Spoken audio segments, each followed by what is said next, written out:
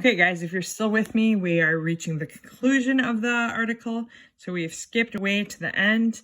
And you are troopers if you're still with me. Let's get at her.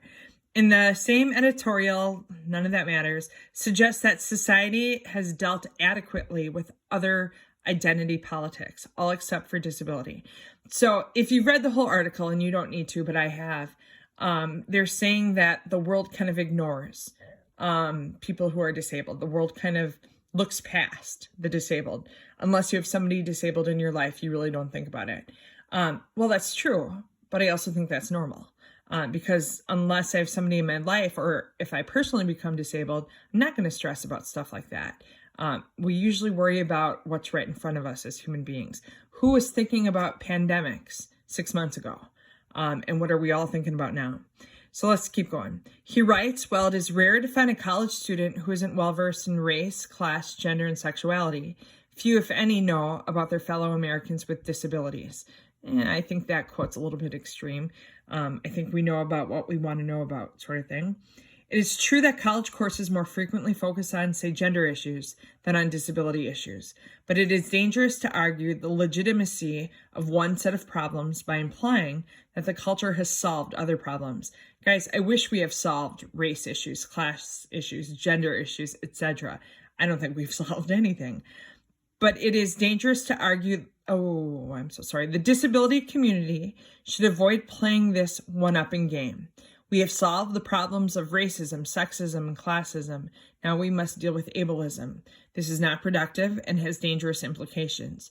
The school of thought, taken to its logical extreme, dictates a top-down flow of knowledge and correctness.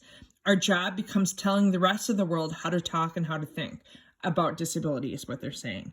And I actually agree with what they're saying here. They're saying it's not their job to tell the world what to think about anything. Our job becomes telling the rest of the world how to talk and how to think. So they're disagreeing with that. The disability community is rooted and should remain rooted in reciprocal and multivalent flows of knowledge. So we've got to hit disability issues from a lot of different angles. Disability is more than just another realm where scholars need to teach the rest of society a particular discourse. Discourse is a way of speaking and a particular value system. This model is elitist and denies,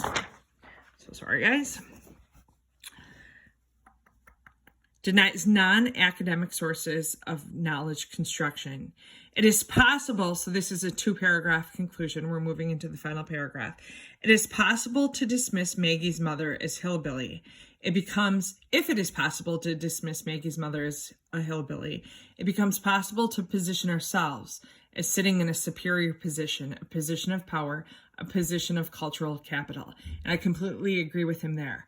It becomes so easy to judge. I want to believe I'm a much better mother than Maggie's mother ever was, so therefore I elevate myself to better than. And we've already talked this year about how dangerous better than is. The disability community has used $1 Million Baby as an occasion to point out that textual representations matter, that textual representations inform cultural values. That I disagree with. Do I go to a movie and learn new cultural values? I don't think I learn new values. I think I question my own values after a movie like $1 Million Baby. And I pretty much know if I was Frankie, what I could or could not do kind of thing. But I don't think the movie is forcing me or pushing me to think a certain way. Then let us also acknowledge how our own textual representations inform values and ideologies. We need to embrace multiple readings of cultural phenomena, readings that critically examine how multiple forces work together to delineate norms, construct what we mean when we talk about the body, and finally perpetrate violence on the body. So they're talking about how culture influences us. Guys, it's groupthink. Of course, culture influences all of us.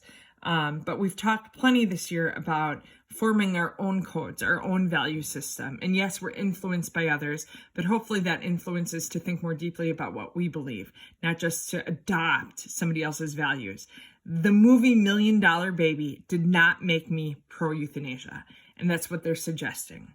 We can't afford to isolate disability from or use it to trump gender, race, and class, or disability studies becomes a hoarding of cultural capital and a pileup of corrective interpretations.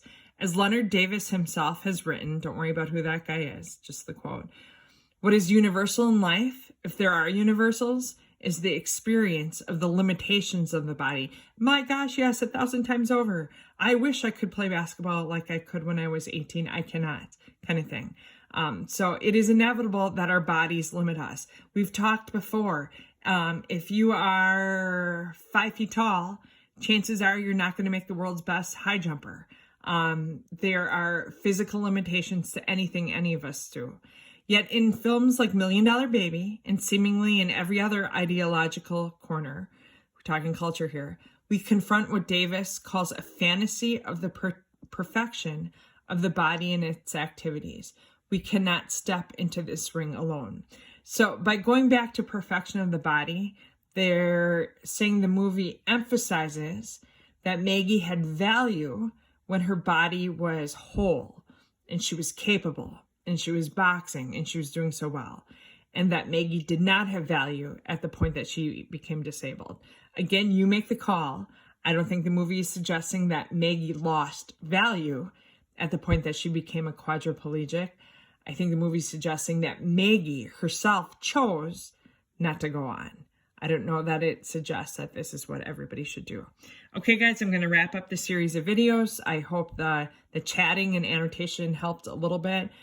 Please fire questions at me as you need to. Take care.